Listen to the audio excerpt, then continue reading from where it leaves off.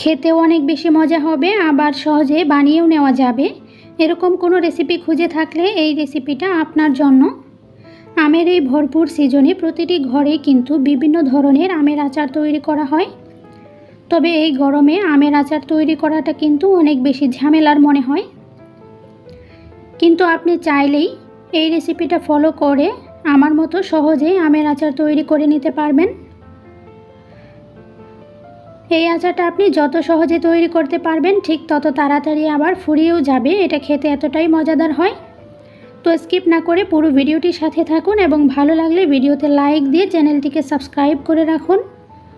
আচার তৈরির জন্য এখানে আমি 1 কেজির থেকে একটু বেশি হবে আমগুলো আটি সহ কেটে নিয়েছি। কিছু আমের মধ্যে একটু কালার চলে এসেছে। আসলে আমগুলো গাছ থেকে পাড়ার পর 2 থেকে 3 দিন পর আমি আচারগুলো তৈরি করেছি, সেই জন্য কিছু আমের মধ্যে কালার চলে এসেছে। তবে এতে কোনো সমস্যা হবে না।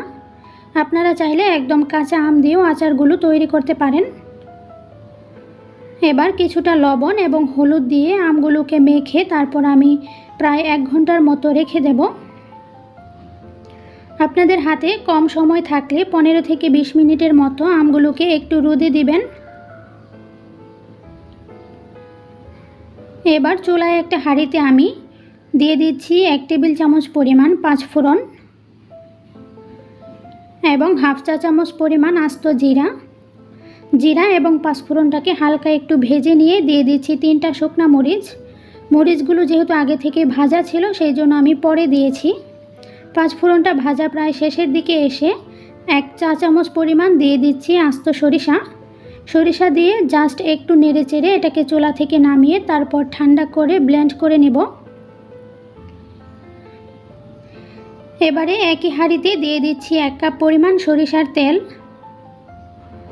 তেল গরম হয়ে গেলে দিয়ে দিব 1 চা চামচ পরিমাণ আস্ত 5 ফোড়ন, সাথে দিয়ে দিব 1 টেবিল চামচ পরিমাণ থেতু করা রসুন দেওয়ার পর তেলটা কিন্তু একদম ফুলে উঠবে।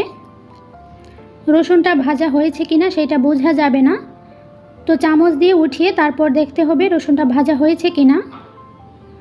রসুনটা লাইট গোল্ডেন করে ভাজা হয়ে গেলে তারপর আমি এর মধ্যে আগে থেকে লবণ এবং হলুদ দিয়ে মেখে রাখা আমগুলো দিয়ে দিব।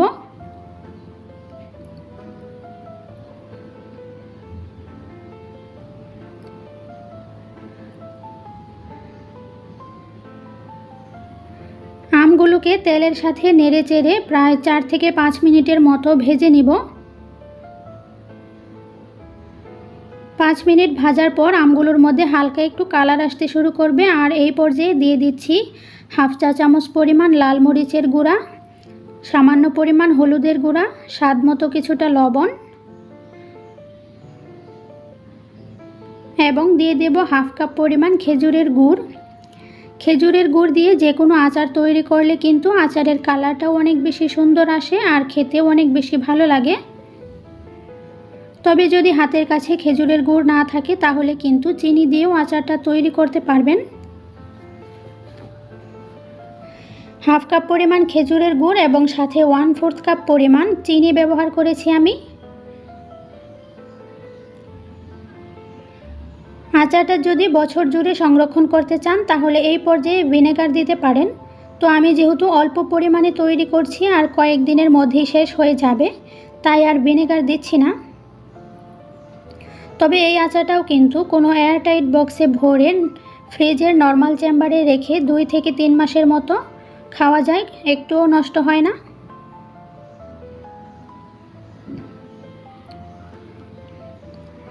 তো এবারে দিয়ে দিচ্ছি আগে থেকে ভেজে রাখা যে গুঁড়া মশলা এটা দিয়ে আচারগুলোকে আমি আরও 4-5 মিনিটের মতো জাল করে নেব। আর অফ ক্যামেরায় আমি কিছু আম একটু ভেঙে দিয়েছি, এতে করে আচারটা একটু মাখো মাখো হয়। তো এবারে আচারটাকে চুলা থেকে নামিয়ে তারপর ঠান্ডা করে পরিবেশন করে দেখাচ্ছি। এই তো খুবই সহজেই কিন্তু তৈরি হয়ে গেল আমাদের টক ঝাল মিষ্টি কাঁচা আমের আচার।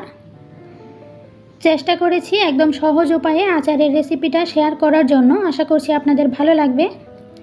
ভালো লাগলে ভিডিওতে লাইক দিয়ে চ্যানেলটিকে সাবস্ক্রাইব করে রাখবেন এবং কমেন্ট করে জানাতে পারেন। আজকের মতো এখানেই বিদায় নিচ্ছি। সবাই ভালো থাকবেন, সুস্থ থাকবেন। আল্লাহ হাফেজ।